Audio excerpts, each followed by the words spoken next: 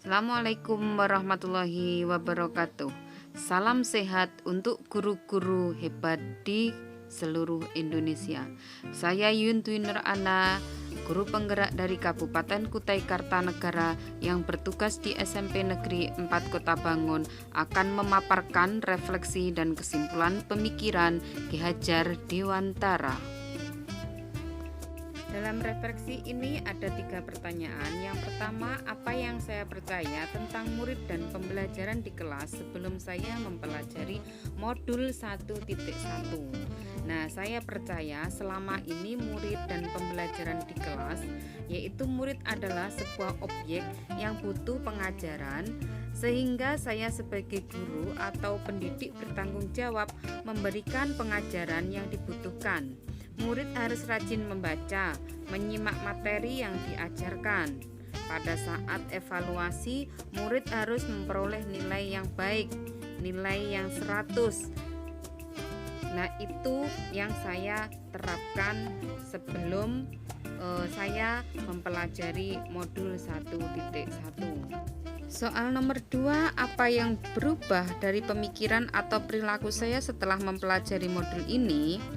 Nah, saya sebagai guru harus merubah cara pandang saya terhadap murid. Dia bukan orang yang tidak bisa apa-apa. Mereka justru mempunyai kemampuan dan bakat tersendiri, sehingga kita sebagai guru atau pendidik seharusnya memperlakukan mereka seperti apa yang mereka inginkan.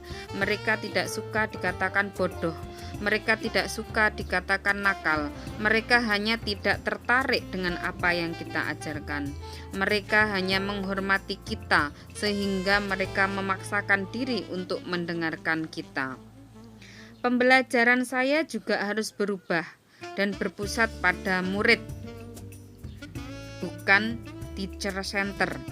Kemudian, karena guru bukan sumber utama pengetahuan, namun murid bisa juga cari di internet atau sumber-sumber lainnya. Guru hendaknya juga menjadi fasilitator pembelajaran di dalam kelas, yang harus mendorong agar murid-muridnya lebih aktif dan kreatif. Benarnya, yang mereka inginkan adalah pengakuan diri mereka, bahwa mereka mempunyai kemampuan yang berbeda dan mereka menginginkan kita bisa membantu mengembangkan dan meningkatkan kemampuan mereka. Murid akan senang diperlakukan seperti orang yang pandai, bukan orang bodoh.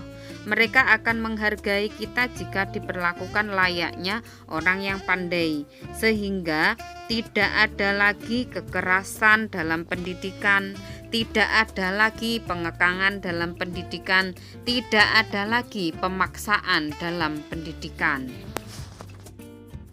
Yang ketiga, apa yang bisa segera saya terapkan lebih baik agar kelas saya mencerminkan pemikiran Ki Hajar Dewantara?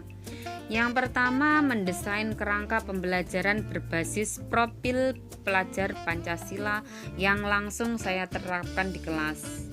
Misalnya, saya ingin anak didik saya mampu bernalar kritis, maka saya harus memberikan stimulus yang bisa merangsang kemampuan berpikir.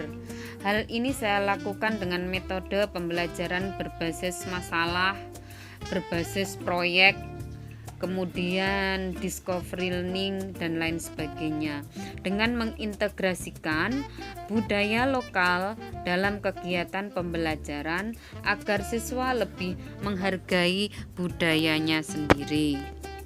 Yang kedua, yaitu membuat kesepakatan belajar yang sesuai dengan keinginan siswa, menganalisis bakat, minat, potensi, tipe belajar anak didik saya dengan memberikan sebuah angket.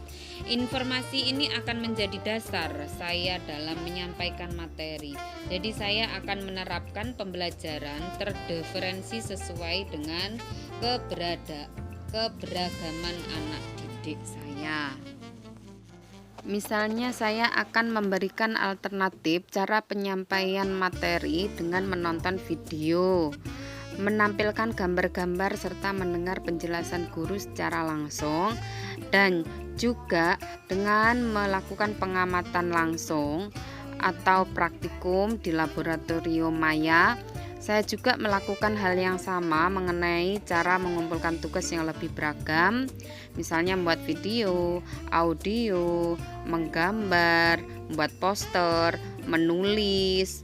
Terus kemudian setelah selesai pembelajaran, saya akan meminta anak didik menulis refleksi pembelajaran. Dan tulisan-tulisan yang terbaik akan diposting di Mading Class sebagai bentuk dari reward atau apresiasi dari anak didik. Cara selanjutnya yaitu mengajak siswa untuk gemar dan membiasakan anak didik saya untuk membaca atau berliterasi, karena kita tahu bahwa rendahnya minat membaca itu adalah permasalahan kita. Apalagi kita akan melakukan asesmen nasional yang menilai literasi dan numerasi. Untuk itu saya sebagai guru IPA akan memberikan handout teks bacaan setiap pelajaran yang saya lakukan untuk dibaca di rumah, dan siswa akan menceritakan kembali isi teks pada pertemuan selanjutnya. Kemudian bisa juga saya membuat sebuah rangkuman, kemudian rangkuman itu akan saya kasih soal-soal dan nanti anak-anak mengisi jawabannya, dan sebenarnya jawabannya ada di handout tersebut. Jadi anak-anak juga belajar membaca dan menulis. Cara yang keempat, saya ingin menerapkan prinsip trilogi pendidikan dengan bekerja sama orang tua. Hal ini untuk mendukung penanaman budi pekerti pada anak. Karena bagaimanapun orang tua memiliki peranan utama dalam penanaman budi pekerti. Strategi saya adalah dengan menyampaikan atau mengirimkan sebuah Google Form berisi tentang karakter anak di rumah, karena ini masih pandemik.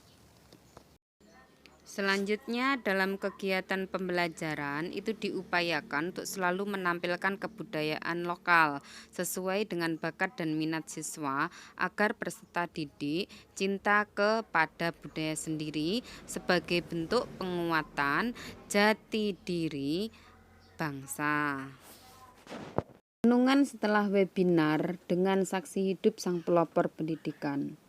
Webinar nasional hari Senin tanggal 26 April 2021 bersama saksi sejarah sekaligus saksi hidup Bapak Kiprio Dwiarso, saksi hidup sang pelopor pendidikan di Indonesia Ki Hajar Dewantoro, yaitu Bapak Kiprio Dwiarso. Tak terasa air mata ini menetes ketika sang saksi sejarah menyatakan bahwa pendidikan harus menghamba pada anak. Student center, bukan teacher center. Melalui kegiatan bermain dan bermain dengan tujuan agar anak mendapatkan kebahagiaan lahir maupun batin.